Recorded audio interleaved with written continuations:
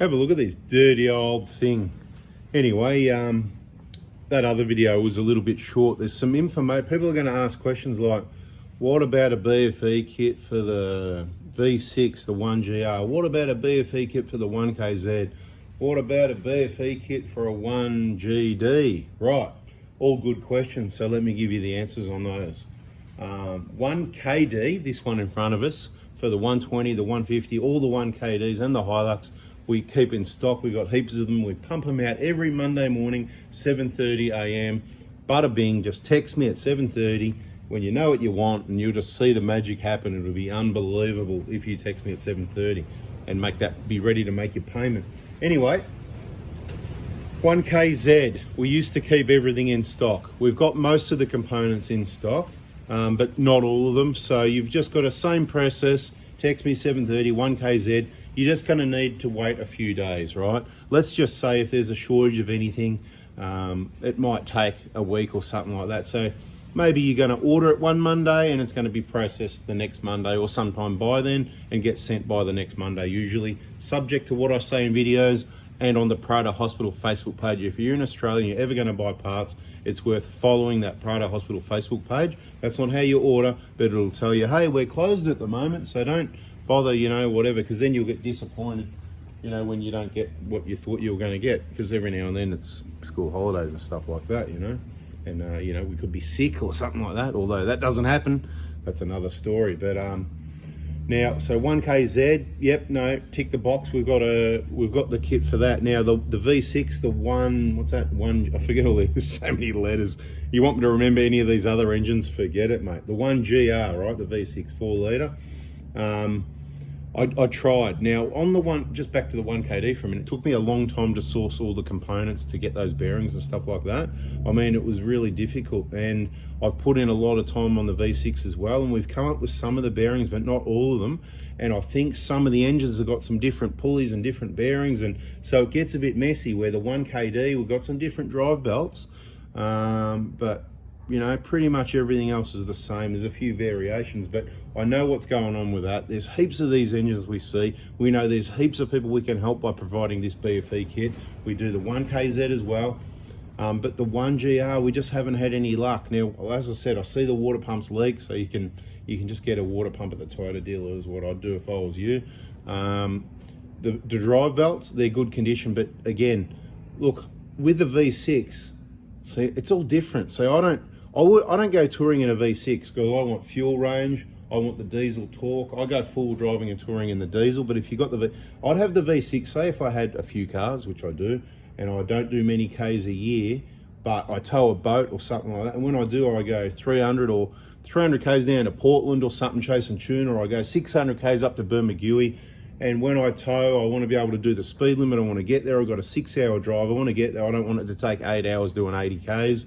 And the V6, awesome grunt for overtaking, because when I get to that overtaking lane, and I know all the caravans with their little diesel engines are going to floor it and be doing 100, 110, I need to fly past them.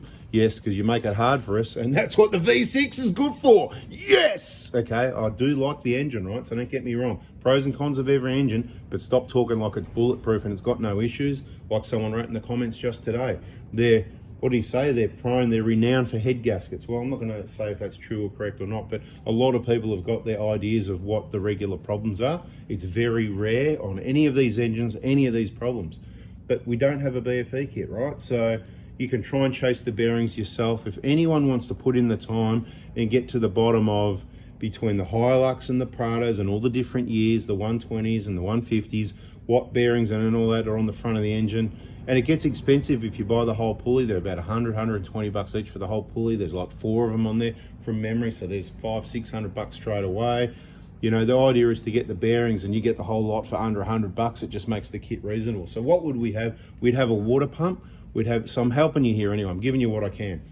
If I had one, every 150K, because I feel it's a good amount of kilometers, every 150K I would change the water pump. I probably wouldn't do it as prevention, truth be known. If I wasn't going to, if it was going to Bermagui and it's getting to 200,000 Ks, I'd be going, you know what, this is going to, so I probably would. 150K, if I was going to do within 100 Ks at home, your normal, I'm just going to school and back, I'm going to the shops and back, but I wanted a full drive because 3 times a year I go full drive and I do a day trip with Anthony, or I go out camping for a weekend. So, but the V6 is good because I do low Ks and I like the grunt for when I tow the boat, so I get it. So if you're not going far though, the water pump, just wait till it leaks. If you're going a distance, you know, you're going to go to Boomagui or you're going to go up to Queensland, I'll do the water pump as a prevention every 150. Get it at your Toyota dealer.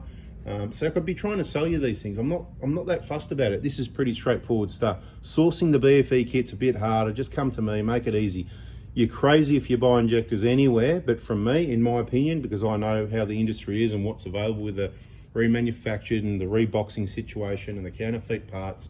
So it's a thing where you need to really get that right the first time. So in my opinion, I'd only come to me for that. That's why I do it, to help people keep them out of trouble. Okay, same as the front wheel bearings, nice and easy, already assembled, ready to go, keep you out of trouble, and stay tuned for the rest. But look, water pump, yeah, okay, do it 150. It's going to be like every 10 years or 150, whichever comes first. Just do it as prevention.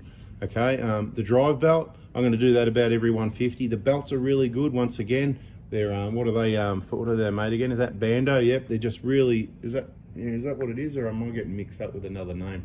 It's hard to remember all these names, I'll tell you.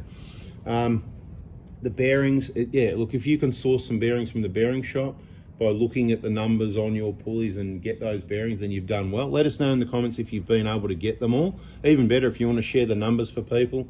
But like I said, there's variations there, so it's very time consuming for me to get kits together. And then if I've got to have 3 or 4 different kits for something I'm going to sell once a month, it's like, it's just a lot of work for, it's not going to really, you know, it's not going to really work out and space on the shelf for these things. But that's what you need to do. Of course, use the genuine coolant is what I recommend. So that covers your V6. Now the 1GD. Look at a 1GD while we're talking about it. Yeah, because we don't have a V6 here. I want a V6. So if you've got a really good 120 V6 that's got full service history and it's clean and you want to sell it, stock standard, beautiful, right? I'm interested. So it's got to be the 5-speed auto. I don't want a manual. I don't want a 4-speed auto. So one of the later ones, probably 09, something like that. An 09, 120. I want the 120 because why? I love the oil filter change up here instead of the other one, right? And the cartridge mess thing. I just don't like it, right? So 120, and I prefer the 120. So, you know, if someone happens to be watching. Anyway, right, so 1KZ covered, 1KD covered, 1GR, we got it covered with that advice, and now the 1GD.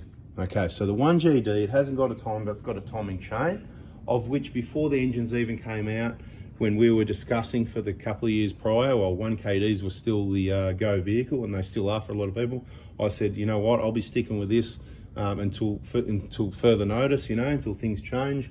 You know, people ask me, I recommend you stick with the 1KD, last of the best, because I see problems arising with this engine, and I'm not here to say I was right or anything, and it's a really good engine, really, and most people don't have problems, but there's some issues there, and there's a few of them, not just one, that are probably inevitable, and they are all expensive, you know, the DPF, the EJAR cooler, and the timing chain guide issue, right? And there's other issues as well, but we'll just stick with those 3 because that's more than enough to, you know, get people a bit anxious and all that, you know. There's a word anyway, me and my words that I can't find when I want them. Anyway, water pump, same story. We said it's going to leak. What would I do? The 1GD, if I had to keep this vehicle, and I love it, I've got to be honest, it's a new Toyota, a fairly new Toyota. I do love it, it's beautiful. And the way we use it, it might not have any issues, and between that and luck, who knows, mate, I might not be able to sell it. I might have to go, oh, but I like it too much, like my car collection of Prados, mate. It's unbelievable how you just don't want to let them go. They're all good. Which one can I sell? No, but I like that one. No, I don't want to do that, you know. Yeah, Rego's insurance killing me, kind of, but we've got some third party and some cars parked and all that sort of thing, and secured away so that, yeah, anyway. Water pump, what would I do? I'd probably change it. It's got to be that 150, 200 mark. Now, that being said, there's plenty of these engines around that have done 200,000 and more, and I haven't heard a lot about water pump leaks, but they could be, again, getting serviced at the dealer and people just taking them to the workshops and they just, oh, your water, and they get it fixed, and we don't really hear about it. I haven't heard much about it. I know people that have got these engines with 200 plus, you know. When I say I know, not I'm servicing, but in the groups, people full driving, coming on trips, day trips, whatever. So they are up there, and the ones that I can think of, I can't think that they've said, oh, you know, I had to replace the water pump. They've had DPF or timing chain or whatever in at the moment under warranty, but and they haven't all had that. Some have, you know, ones I think of just randomly. But water pump, I'd probably say 200,000, just because they seem to be getting there, and I haven't, you know what I mean? But I'm probably not a good guide because we don't see heaps of them here in the workshop. We don't want to see heaps of them here. We just want to, if you hang around this late in the video, if you're really awesome and you're around Melbourne, and, you know, if you think you're like me and I might like you, then maybe we can service you one GD, you know what I mean? But, you know, I'm not professing to be the absolute expert on it. It's pretty straightforward stuff. Follow the videos, you can do it yourself. See, unselling it all again. It just doesn't bother me what you do. I'm just here to help. Drive belt, same story. It's going to be the same quality, the same Bando thing. I'll probably be chucking a belt, and there's going to be some bearings. I haven't looked at what bearings. In time, when we start hearing the bearings squeaking and we've got to start pulling things apart, when I'm servicing your vehicle and it's 200,000 k's, and I say, look, Frank, or look, James, or look, Harry, John, Joe, whatever your name is, Jason, look, I'm happy to service this for you, but things are going to come up.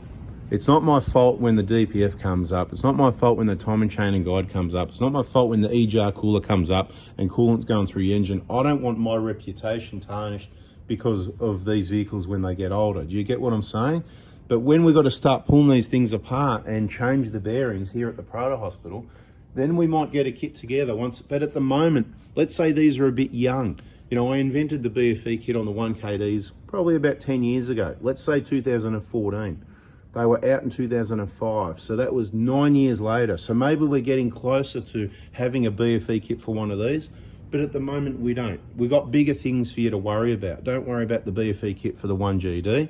Don't worry at all. There's no point worrying. It's not going to change anything. Like I've said in other videos, keep an eye on your coolant level because it could be your EJAR cooler leaking. Try and do highway runs and get your right DPF burns. Remember, you've got a 10-year warranty. Just consider all your options on how long you're going to keep the vehicle and whether you should be involved in one.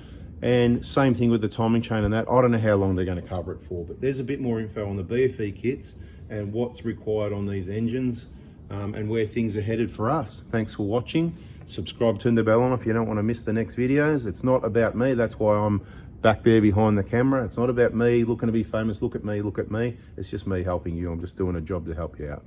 Thanks for watching. Catch you in the next one.